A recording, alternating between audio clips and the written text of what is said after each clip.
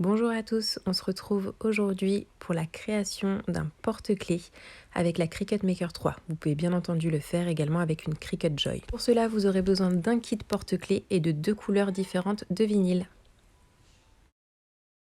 Nous voilà donc dans le logiciel Cricut. Je choisis donc l'onglet texte. Aujourd'hui, je vais faire un porte-clés au prénom de mon fils qui s'appelle Otis. Donc je choisis de faire d'abord la lettre majuscule dans une typologie et ensuite je vais écrire directement le prénom en entier.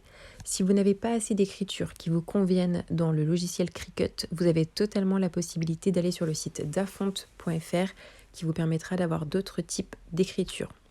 Moi j'ai donc choisi un O majuscule et Otis en lettres un petit peu plus calligraphiques.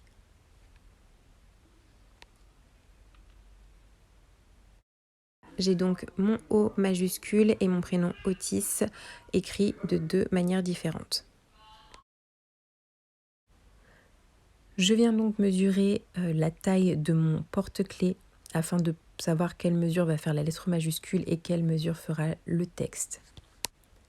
Je viens prendre mon tapis afin d'y déposer le vinyle.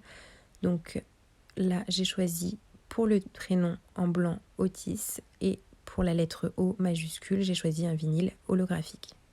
Petit conseil quand même pour garder votre tapis le plus propre possible, pensez bien à garder la partie transparente et donc de la remettre après chaque utilisation. Comme ça, votre tapis restera vraiment propre et sans poussière. Retour sur le logiciel, donc là je vais venir adapter la taille de mes lettres. Donc je choisis directement la hauteur. La lettre majuscule fera 3 cm et le texte fera 4 cm de long. Donc vous voyez, on peut directement sélectionner en haut la hauteur 3 cm et la largeur 4 cm. Je viens les superposer pour vérifier que ça rentrera bien ensemble. Ensuite, on passe à créer. Normalement, l'avantage de la Cricut, c'est qu'on est censé pouvoir utiliser sans tapis. Ici, on a 2 vinyles différents, donc j'ai choisi l'option avec tapis. Il faut bien prendre en compte donc, les mesures. Là, j'avais placé mon papier blanc de 0 à 10 cm.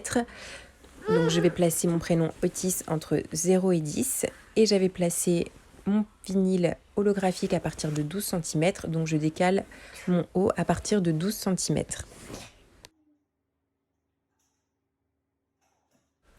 Quand on a placé les textes correctement, on n'a plus qu'à appuyer sur continuer. On branche et on allume la Cricut et on lance l'impression. C'est parti, je viens donc positionner le tapis au niveau des 2 encoches. J'appuie sur le bouton qui clignote afin qu'il puisse prendre en compte la mesure du tapis.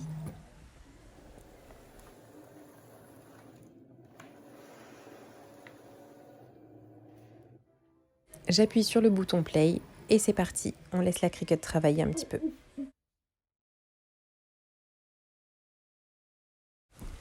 Je décharge le tapis et ensuite je récupère mes 2 petits vinyles.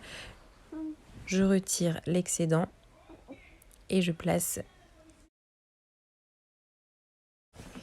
Je prends à nouveau les mesures et après avoir retiré le film transparent sur le porte-clés, je viens récupérer mes lettres en retirant le film collant.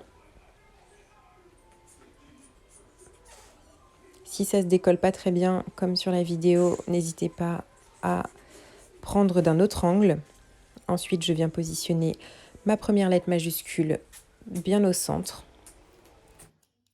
J'utilise donc le racloir Cricut, mais très sincèrement, une carte bancaire ou une carte fidélité peut très bien faire l'affaire si vous n'avez pas ce racloir qui est très difficile à trouver en ce moment. Ensuite, je viens glisser le prénom également. Il faut toujours insister sur les points. Donc quand il y a des prénoms avec un i ou des accents, n'hésitez pas à bien passer sur tout ce qui est points et accents. J'avais oublié un petit morceau dans le S, donc je prends le temps de bien retirer. Vérifiez bien vos prénoms avant de coller, surtout quand on est sur un vinyle permanent. Sinon après c'est un petit peu plus compliqué.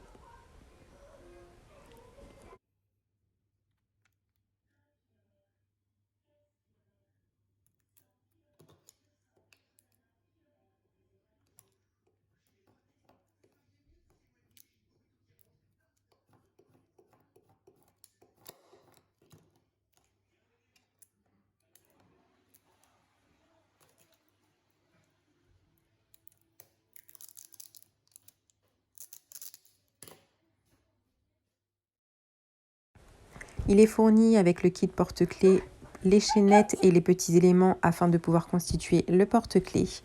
Donc là, je viens retirer l'arrière du film plastique avant de pouvoir insérer les éléments pour créer la chaînette. Vous aurez donc besoin d'une pince pour pouvoir tout resserrer.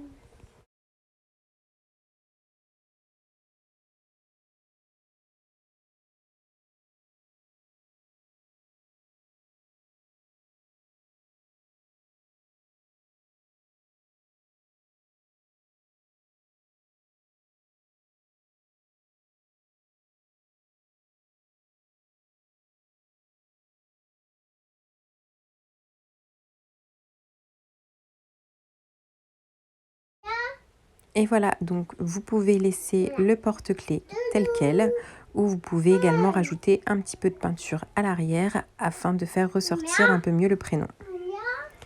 Moi, je décide de faire de la peinture bleue à la demande de mon fils, donc de la simple gouache et un petit coup de pinceau. Je vous laisse regarder.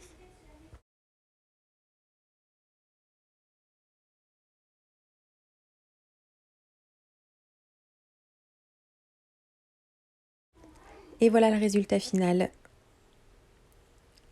en espérant que ce petit tuto vous a plu.